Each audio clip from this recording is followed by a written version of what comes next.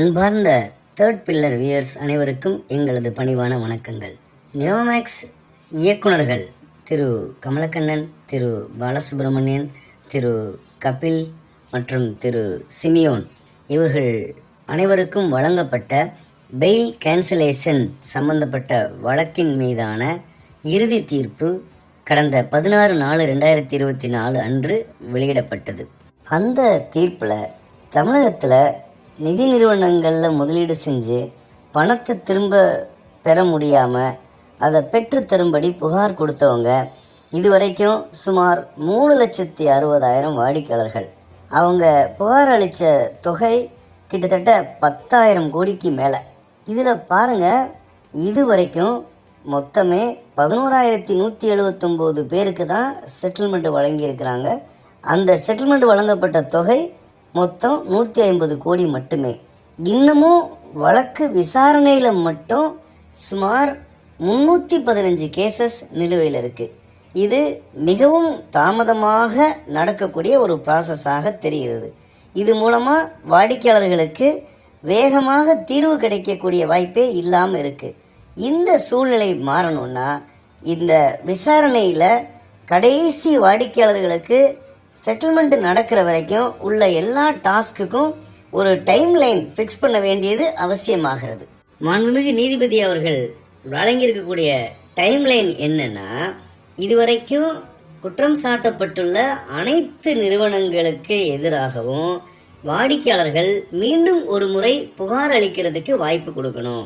இந்த order release ஆன 2 வாரங்களுக்குள்ள தமிழ்நாட்டில் உள்ள பல பத்திரிகைகளில் வைடு பப்ளிசிட்டி கொடுக்கணும்.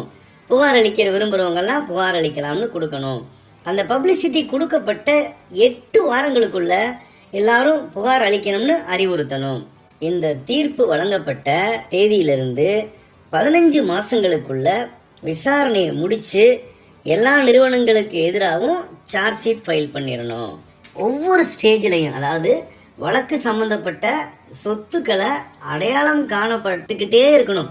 அப்படி அடையாளம் காணப்பட்டதிலிருந்து 2 வாரத்துக்குள்ள விசாரணை அதிகாரி அவர்கள் அந்த சொத்துக்களை இன்ட்ரீம் அட்டாச்மெண்ட் செய்கிறதுக்கு முயற்சி எடுக்கணும். அதிகபட்சம் 6 வாரத்துக்குள்ள இன்ட்ரீம் அட்டாச்மெண்ட் கம்ப்ளீட் செஞ்சு கவர்மெண்ட் ஆர்டர் ஜிஓ ரிலீஸ் பண்ணுறதை உறுதிப்படுத்தணும். ஜிஓ ரிலீஸ் பண்ணப்பட்ட தேதியிலிருந்து டான்பீட் ஆக்ட் படி காம்பீட்டன்ட் அத்தாரிட்டியாக இருக்கக்கூடிய டிஆர்ஓ அவர்கள் 30 நாளைக்குள்ள சிறப்பு நீதிமன்றத்தில் ஒரு விண்ணப்பம் கொடுக்கணும். என்ன விண்ணப்பம்னா, இந்த இன்ட்ரீம் அட்டாச்மெண்ட் வழங்கப்பட்ட சொத்துக்கள் அத்தனையும் பர்மனன்ட் அட்டாச்மெண்ட் செய்யப்பட வேணும் அப்படிங்கிற விண்ணப்பம் கொடுக்கணும். சிறப்பு நீதிமன்றம் என்ன செய்யணும்னா, டிஆர்ஓ அவர்களுடைய விண்ணப்பம் கிடைக்கப்பட்ட தேதியிலிருந்து 6 மாசத்துக்குள்ள எந்தெந்த சொத்துக்கள்லாம் விண்ணப்பம் செய்தாங்களோ அந்த சொத்துக்கள் அத்தனையும் பெர்மனன்ட் அட்டாச்மெண்ட் செய்கிறது குறித்த ஆணையை வழங்கணும். அந்த பெர்மனன்ட் அட்டாச்மெண்ட் குறித்த ஆணை கிடைக்கப்பட்ட 3 மாதங்களுக்குள்ள டிஆர்ஓ அவர்கள் அத்தனை சொத்துக்களையும் விற்று பணமாக மாற்றணும். அப்படி விற்று பணமாக மாற்றின தேதியிலிருந்து 30 நாளைக்குள்ள அந்த பணத்தை பாதிக்கப்பட்ட வாடிக்கையாளர்களுக்கு செட்டில் பண்ணுறதுக்கு அனுமதி கேட்டு சிறப்பு நீதிமன்றத்தில் விண்ணப்பிக்கணும்.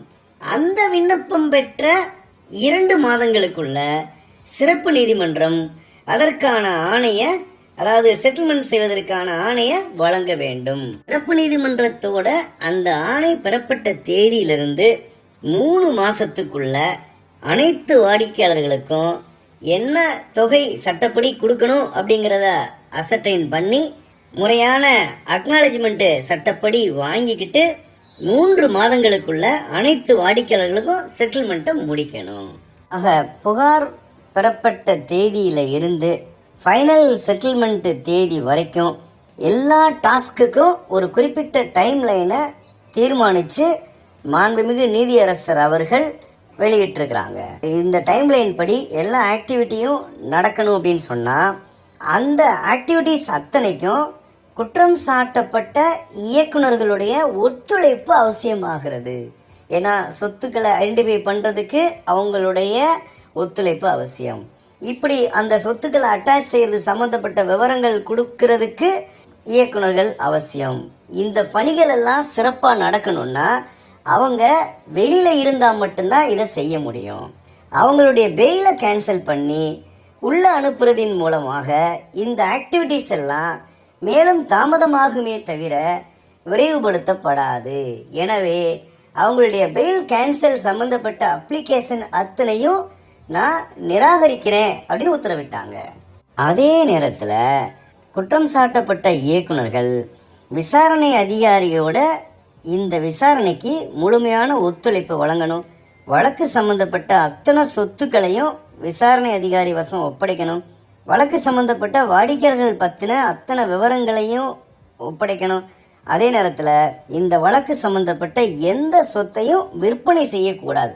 இந்த கண்டிஷனில் எதையாவது இயக்குனர்கள் மீறினாங்கன்னா பெயில் கேன்சலேஷன் செய்யப்படும். இந்த மாதிரியான ஒரு தீர்வையும் வழங்கியிருக்கிறாங்க மாண்புமிகு நீதியரசர் அவர்கள். அடுத்தபடியாக குற்றம் சாட்டப்பட்ட நிறுவனத்தோட இயக்குனர்கள் விரும்பினாங்கன்னா section 5A of TANPID act படி எங்களுக்கு எங்களுடைய வாடிக்கையாளர்கள் அத்தனை பேருக்கும் தேவையான செட்டில்மெண்ட் செய்வதற்கு உரிய சொத்துக்கள் இருக்குது அப்படிங்கிற ஸ்ட்ரெங்த்தை ஒரு விண்ணப்பத்தின் மூலமாக இந்த டான்பிட் ஆக்ட் படி உருவாக்கப்பட்டிருக்கக்கூடிய காம்பீட்டன்ட் அத்தாரிட்டி மதிப்பிற்குரிய டிஆர்ஓ அவர்களுக்கு சப்மிட் பண்ணலாம். மதிப்பிற்குரிய டிஆர்ஓ அவர்கள் அந்த ஸ்ட்ரெங்த்து அந்த நிறுவனத்துக்கு இருக்குது அப்படிங்கிறத அந்த விண்ணப்பத்தின் மூலம் தெரிஞ்சுக்கிட்டாங்கன்னா இந்த அஃபென்ஸை காம்பவுண்ட் பண்ணலாம் அப்படிங்கிற முடிவை எடுக்கலாம். இந்த முடிவு சார்ஜ் ஷீட் போடுறதுக்கு முந்தின ஸ்டேஜாக இருந்தால் சிறப்பு நீதிமன்றத்தோட அனுமதி பெறாமல் கூட எடுக்கலாம். ஒருவேளை சார்ஜ் ஷீட் போட்டதுக்கு பிந்தின ஸ்டேஜாக இருந்துச்சுன்னா சிறப்பு நீதிமன்றத்தோடைய அனுமதி பெற்று அதற்கு பிறகு இந்த அஃபென்ஸை காம்பவுண்ட் பண்ணலாம்ங்கிற முடிவை மதிப்பிற்குரிய டிஆர்ஓ அவர்கள் எடுக்கலாம். இது சிறப்பு நீதிமன்றத்திற்கு அனுமதி பெற்ற பின்பு எடுக்க வேண்டிய முடிவு ஆகும்.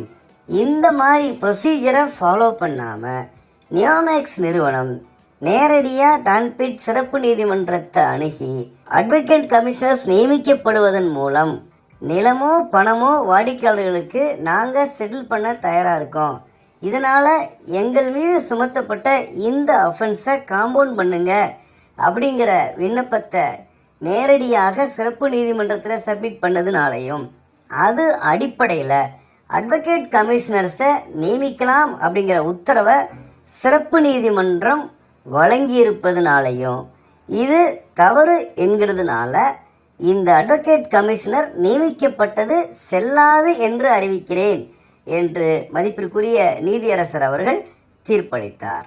இதுவரைக்கும் நியோமேக்ஸ் நிறுவன இயக்குநர்களுக்கு வழங்கப்பட்ட பெயிலை கேன்சல் பண்ணணும்னு மாண்புமிகு உயர்நீதிமன்ற மதுரை கிளையில் தாக்கல் செய்யப்பட்ட மனுக்கள் மீதான விசாரணை முடிந்து வழங்கப்பட்ட தீர்ப்பு சம்பந்தப்பட்ட விவரங்களை மாண்புமிகு நீதியரசர் அந்த தீர்ப்பில் என்ன குறிப்பிட்டிருக்கிறாருங்கிற விவரங்களை உங்களுடைய பார்வைக்கு சமர்ப்பணம் செஞ்சோம். அந்த தீர்ப்பில் குறிப்பிட்டபடி நியோமேக்ஸ் நிறுவன இயக்குநர்கள் மதிப்பிற்குரிய விசாரணை அதிகாரி அவர்களுடைய விசாரணைக்கு முழுமையான ஒத்துழைப்பு கொடுத்து அதே நேரத்தில் section 5A of TANPID act படி மீண்டும் ஒரு முறை நேரடியாக காம்பீட்டன்ட் அத்தாரிட்டி மதிப்பிற்குரிய டிஆர்ஓ அவர்களுக்கு சப்மிட் பண்ணாங்கன்னா மதிப்பிற்குரிய டிஆர்ஓ அவர்கள் அந்த அஃபென்ஸை காம்பவுண்ட் பண்ணுறதுக்கு முடிவெடுத்தாங்கன்னா வாடிக்கையாளர்களுக்கு விரைவான தீர்வு கிடைக்கலாம். நியோமேக்ஸ் நிறுவன இயக்குநர்கள் நிறுவனம் என்ன முடிவு எடுக்கிறாங்க அப்படிங்கிற அப்டேட்டோட அடுத்து வரக்கூடிய நாட்களில் இந்த தேர்ட் பில்லர் சேனல் மூலமாக உங்களை மீண்டும் சந்திக்கின்றோம். நன்றி நண்பர்களே.